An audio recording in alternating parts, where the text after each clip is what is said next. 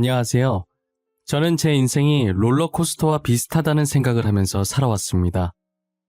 누구든 인생을 살면서 굴곡이 조금씩 생기기 마련이지만 저 같은 경우는 마치 롤러코스터를 타는 것처럼 굴곡의 차이가 엄청난 삶을 살았던 것 같아요.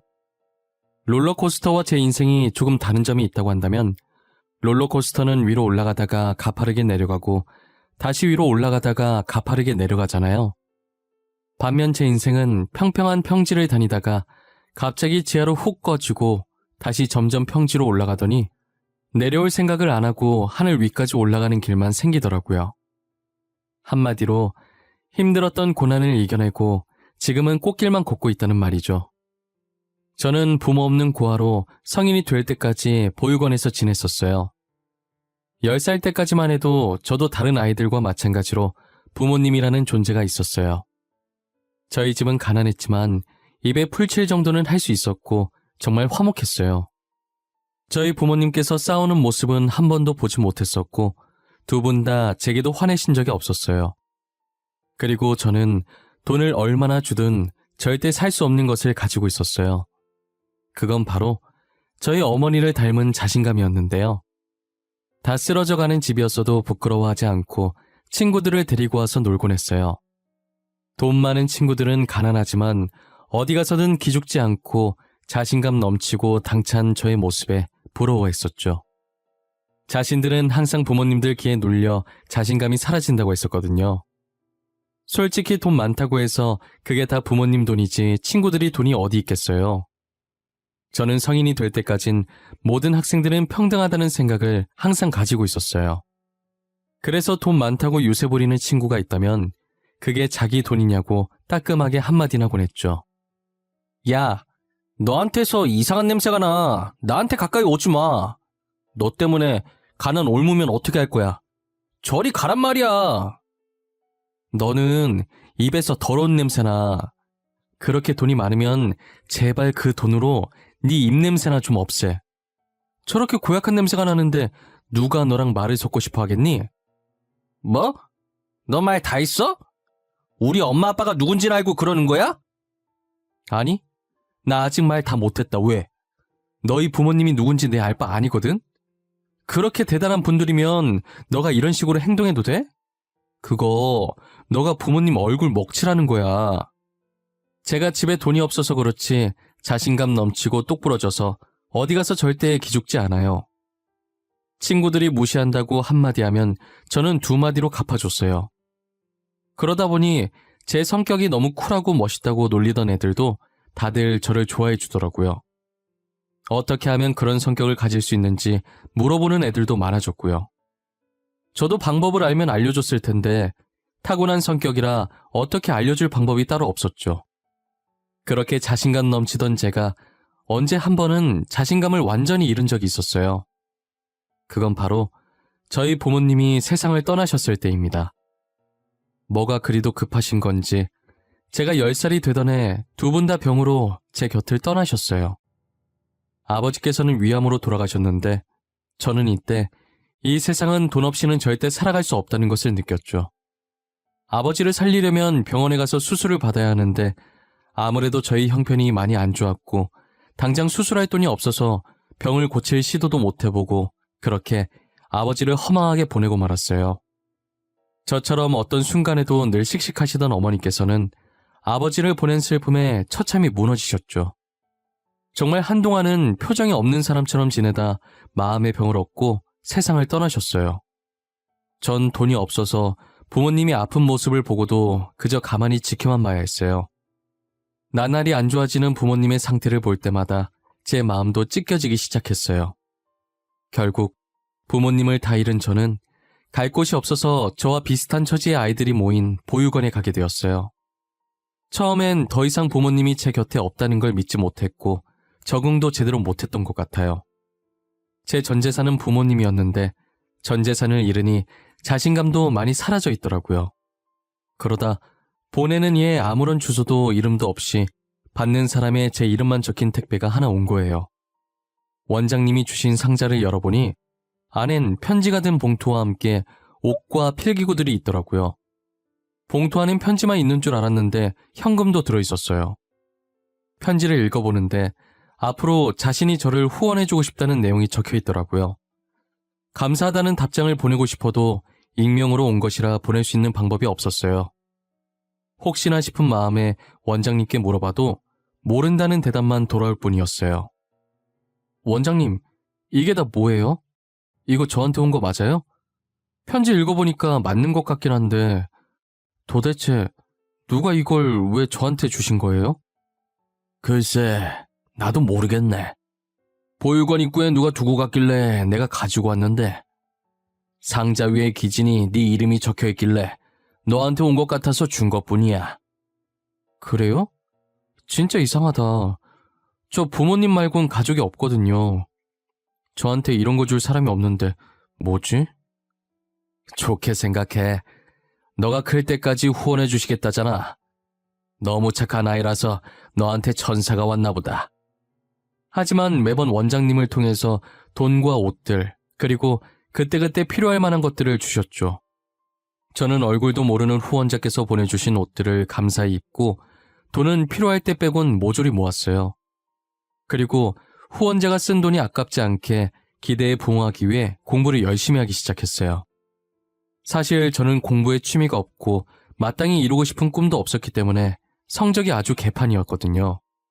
하지만 부모님이 돌아가시고 나서부터 의대에 가고 싶다는 생각이 들었어요. 10살 때 이런 생각을 했으니 저는 다른 아이들에 비해 이른 나이에 하고 싶은 것을 찾은 셈이죠. 솔직히 요즘 아이들은 자신의 미래인데 하고 싶은 것들을 못하고 다 부모님이 하라는 대로 하잖아요. 저는 부모님이 시켜서가 아닌 정말 진심으로 의사가 되고 싶었어요. 그래서 저처럼 돈이 없어서 치료를 받지 못하는 사람들을 도와주고 싶었어요.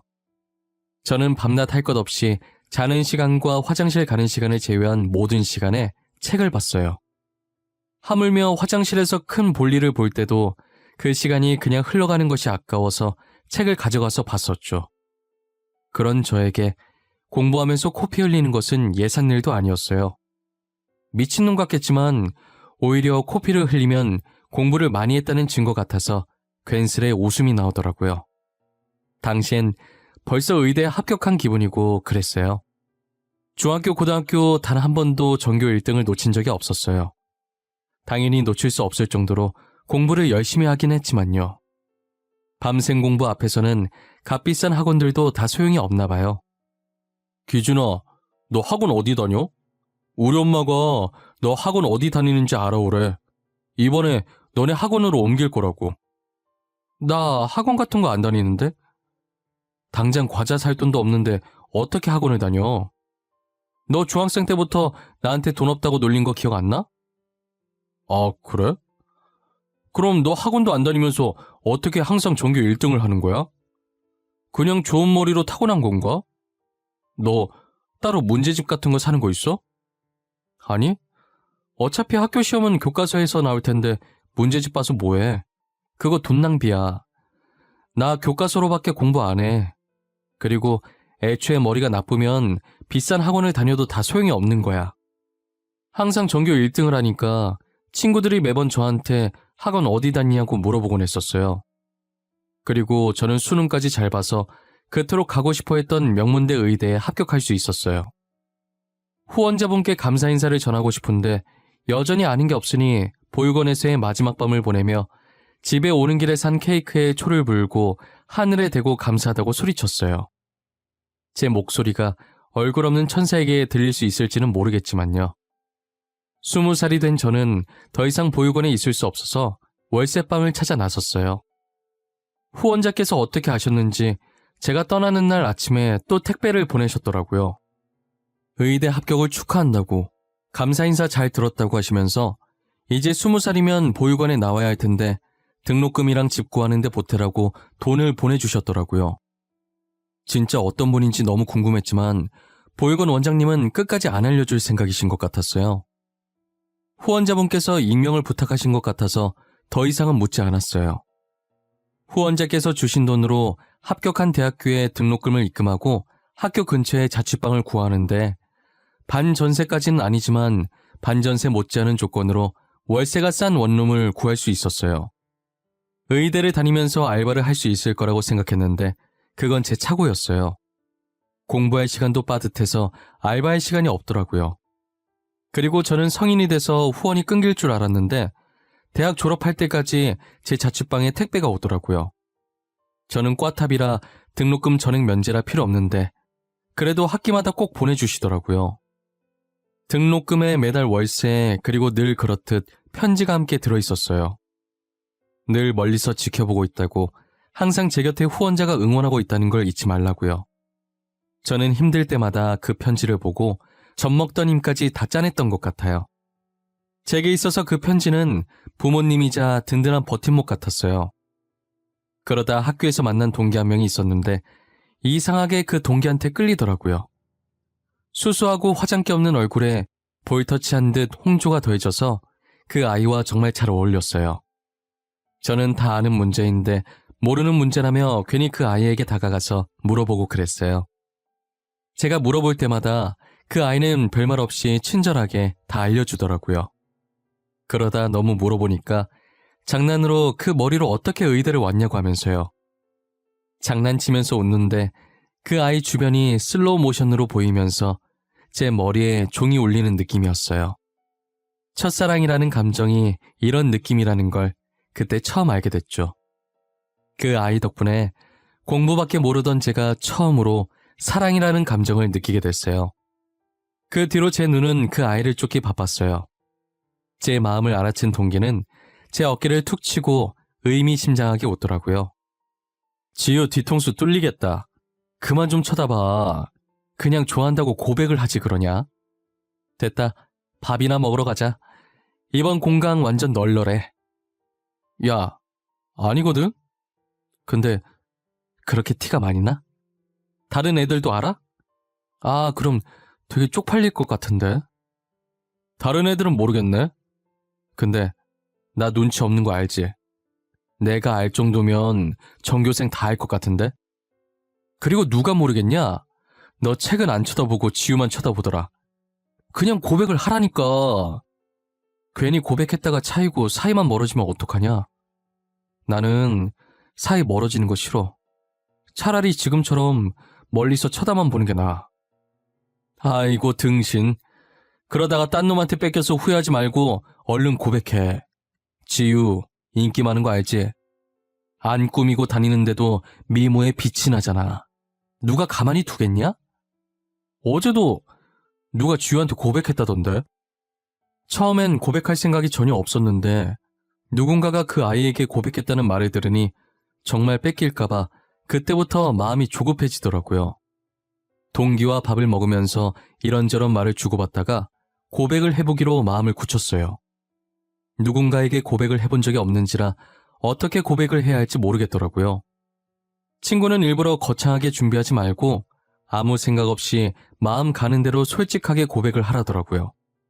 어줍지 않게 준비한 것보단 담백하게 있는 그대로의 솔직한 마음을 전하는 게 더 잘 먹힌다면서요. 저는 쉬는 시간에 수업 마치고 잠시만 시간 좀 내달라고 그 아이에게 말했어요. 그 아이는 해사하게 웃으면서 또 모르는 문제 있냐고 물어보는 거예요. 전 그 아이의 대답에 할 말이 있다고 해야 하는데 바보같이 그렇다고 해버린 거죠. 제 대답에 그럴 줄 알았다는 듯이 픽 웃으면서 알겠다고 하더라고요. 그리고 그날따라 시간이 왜 이렇게 빨리 가는지 결전의 시간이 순식간에 다가왔어요. 너 나한테 문제 물어보려는 거 아니지? 할 말이 있어서 시간 내달라고 한 거지? 아무래도 내 말이 맞는 것 같은데. 아니야? 어떻게 알았어? 티 났어? 내가 이리저리 티를 많이 내고 다니는 편인가 봐. 말을 안 해도 다들 알고 있네? 평소답지 않게 어색하게 말하는데 어떻게 몰라. 아까도 시간 내달라고 하는데 되게 어색했어. 너 어디 가서 거짓말은 못하겠다. 이렇게 다 티가 나서. 그래서 나한테 할 말이 뭔데? 뭐라고 얘기해야 할지 모르겠는데 내가 갑자기 이런 말 하는 거 당황스러울 수도 있어. 그니까 내가 하고 싶은 말이 있잖아. 뭐 너가 나 좋아한다고? 아님 좋아하니까 사귀어달라고? 설마 결혼하자는 말은 아니지? 사귀는 건 좋은데 아직 결혼은 부담스럽다, 야. 너 어떻게 알았어? 설마 강지우가 너한테 말했어? 이 자식을 그냥... 무슨 소리야? 걔가 누군데? 아니, 자기가 티 다 내놓고 그렇게 티를 내는데 어떻게 몰라. 너 꽈탑이잖아.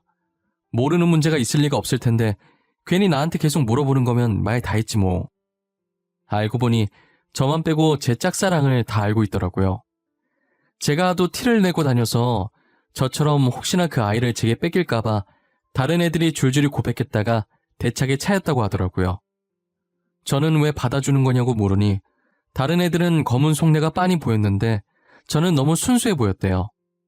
자신에게 다가가는 방식도 다른 애들처럼 막 다가오지 않고 어린아이 마냥 모르는 문제 있다는 핑계로 매번 수줍게 그러고 있으니 순박한 매력에 자연스럽게 마음을 열게 됐대요.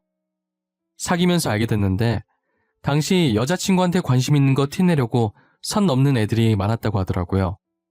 안 꾸며도 이뻐서 그런 것도 있는데 여자친구가 금수저라 더 그랬다나 봐요. 저도 여자친구가 금수저라는 사실을 몰랐는데 직접 말해줘서 알았어요. 여자친구는 제 속이 너무 투명하게 보여서 좋대요. 그래서 저는 여자친구한테 앞으로도 지금처럼 거짓없이 늘 솔직하려고요. 여자친구는 의대를 다니다가 적성에 안 맞는다고 그만뒀어요. 여자친구도 어릴 적 제 친구들처럼 부모님이 시키는 대로 의대에 간 거더라고요. 그래도 제 친구 부모님과 다른 점이 있다면 이제서라도 하고 싶은 걸 하게 해주신 점인 것 같아요.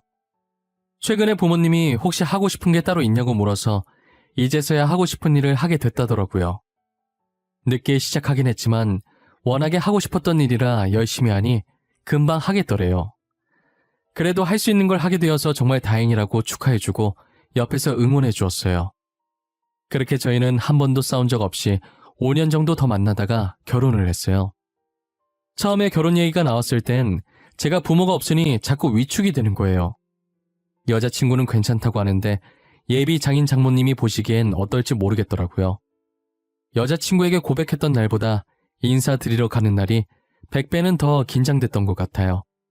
하지만 제가 생각했던 것과는 달리 예비 장인 장모님께서 저를 엄청 따뜻하게 맞이해 주시더라고요. 얘기 많이 들었다고, 그동안 얼마나 고생했겠냐고 저를 안아주시는데 저도 모르게 눈물이 났어요. 여자친구도 옆에서 보다가 제가 우니까 놀래는 것 같더니 이내 저와 같이 울어주더라고요.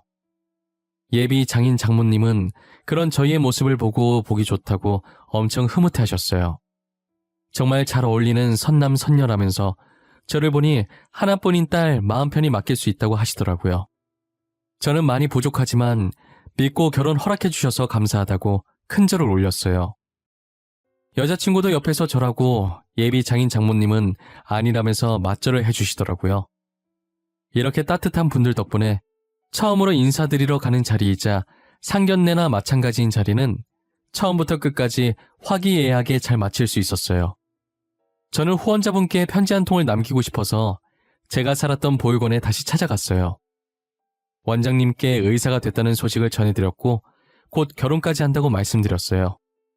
원장님은 그게 정말이냐면서 축하한다고 저를 얼싸안으시면서 기뻐하셨어요.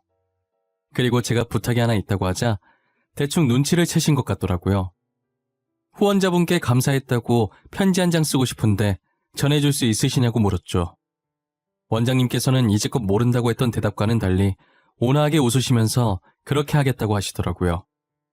저는 이렇게 제가 의사가 될 수 있었던 것도, 그리고 결혼을 할 수 있었던 것도 다 후원자님 덕분이라고, 정말 감사하다고, 그리고 올 수 있으면 잠깐이라도 식장에 오시라는 편지를 남겼어요. 그걸 청첩장과 함께 원장님께 전달해드렸죠. 원장님은 잘 전달해주겠다고 결혼 진심으로 축하한다고 말씀해 주셨어요. 제 편지가 꼭 후원자분께 무사히 잘 전달됐으면 하는 마음으로 보육원을 떠났어요. 드디어 결혼날이 왔고 혹시나 후원자분께서 오시지 않으셨을까 싶어서 자꾸 두리번거리게 되더라고요. 저는 후원자분을 보지 못했고 시간이 다 되어가서 신랑 입장을 하기 위해 대기실로 발걸음을 옮겼어요. 제가 고아원에 처음 갔을 땐 의사가 될 것이라고는 감히 엄두도 못 냈고 이렇게 좋은 아내와 처가 식구들을 맞이하게 될 것이라는 상상도 못했어요. 입장 전까지 이게 꿈은 아닌지 허벅지를 몇 번이나 꼬집어 봤는지 몰라요. 아픈 느낌이 선명하게 나는 게 확실히 꿈은 아니더라고요. 저는 무수한 사람들의 힘찬 박수와 함성을 받으며 입장을 하기 시작했습니다. 양쪽 귀빈들께 인사를 하면서 빠르게 눈을 돌려보았지만 후원자분은 안 계신 것 같았어요. 혹시나 편지가 전달되지 않은 것인지 무슨 일이 생기신 건지 오만 가지 생각이 다 들더라고요. 그래도 한 번뿐인 결혼식이니 망칠 수가 없어서 아무렇지 않게 신경 쓰이지 않는 척했었어요. 결혼식을 끝마칠 때쯤 양가 부모님께 인사하는 시간이 있었는데 비어 있어야 할 제 부모님석에 장모님이 앉아 계시더라고요. 저는 순간 당황하긴 했는데 부모님석에 아무도 안 계시면 제가 뻘쭘해할까봐 장모님께서 저를 배려해서 저희 부모님 대신 앉아 계신 줄 알았어요. 인사를 하는데 눈물이 살짝 맺히려고 할 때 장모님께서 저를 안아주시는 거예요. 그동안 고생 많았어. 부모님 안 계시다고 엇나가지 않고 잘 자라줘서 고맙다. 늘 뒤에서 응원하고 있었어. 처음으로 보내준 편지도 잘 받았고. 기진이 네가 내 사위라서 참 다행이야. 편지요? 제가 장모님한테 편지를 썼었나? 설마 장모님이... 정말 장모님이 제 후원자셨어요? 일단 시 끝내놓고 마저 이야기하자.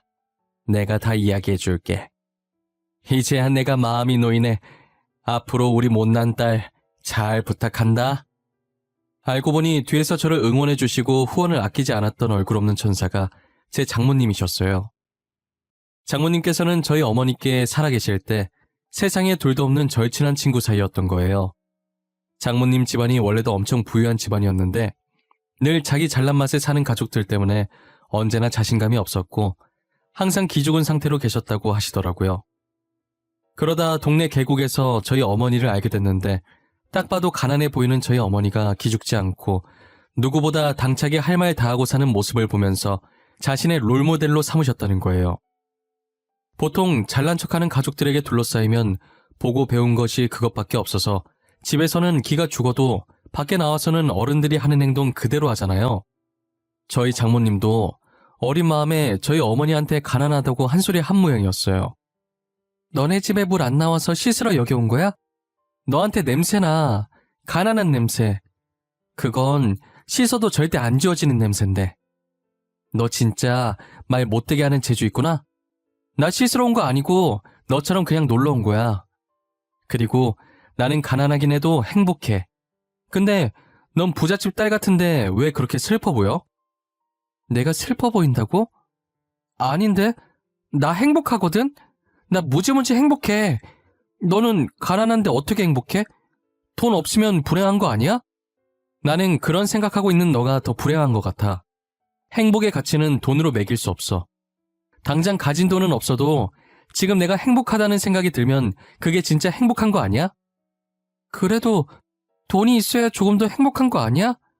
먹고 싶은 거나 사고 싶은 게 있어도 돈 없으면 못 사잖아. 너는 지금 먹고 싶은 거, 사고 싶은 거 다 살 수 있어? 그것도 다 부모님 돈으로 사는 거잖아. 너가 아무리 사고 싶어도 부모님이 안 주면 그만 아니야? 그럼 너나 나나 똑같은 처지네. 장모님은 그때 저희 어머니 말을 듣고 무언가로 머리를 세게 맞은 느낌이 들었다고 하시더라고요.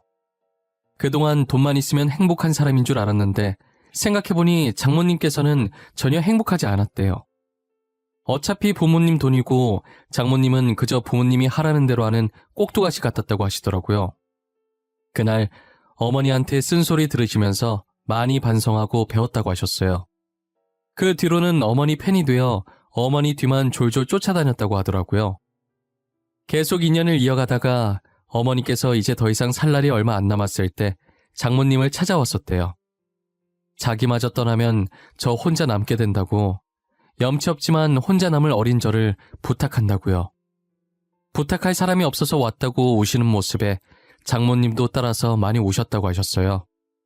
장모님께서도 어머니가 떠나신 후로 저 못지않게 많이 힘들어하셨던 것 같았어요.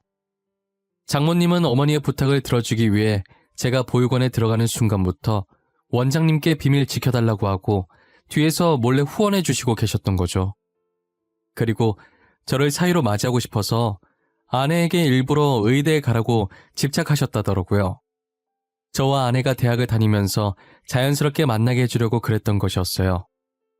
저는 농담 삼아 저희가 운 좋게 만나서 다행이지 각자 다른 짝 생겼으면 어떡할 뻔했냐고 하니까 그런 생각은 안 해봤다고 무서운 말 하지 말라면서 제 어깨를 안 아프게 살짝 치셨어요.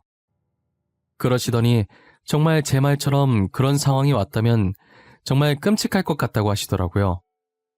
치를 떠시는 장모님을 보고 웃으면서 그래도 이렇게 만나서 다행이라고 앞으로 사위 노릇 잘할 테니 꼭 저희 곁에 오래오래 살아달라고 하면서 살짝 안아드렸어요. 저희 이야기를 듣고 장인 어른께서는 흐뭇하게 쳐다보고 계셨고 아내는 눈물을 흘리고 있었어요. 제가 이렇게 의사가 되고 좋은 가족들을 만나게 된 건 다 장모님 덕분이라고 생각했는데 알고 보니 험난 세상 속에서 혼자서 꿋꿋하게 잘 버텨준 어린 아들에게 주는 어머니의 선물이셨던 것 같아요. 저는 그동안 장모님과 어머님께 많은 사랑을 받은 만큼 다른 사람들에게도 베풀기로 마음먹었어요. 결혼한 지 2년쯤 지났을 때 장인 장모님께서 제 개인 병원을 하나 차려주셨었어요. 그래서 평일엔 병원 일을 하고 주말엔 보육원에 가서 봉사 차원에서 무료 치료를 해주었죠. 장인 장모님도 만족해 하시고 아내도 의대 출신이라 저를 따라서 보조해주며 도와주고 있어요.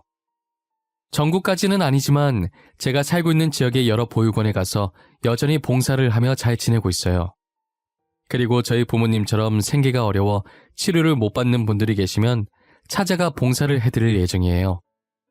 이제껏 부모님이 일찍 돌아가셔서 그동안 사랑을 못 받고 자랐다고 생각했었는데 그건 제 착각이었어요.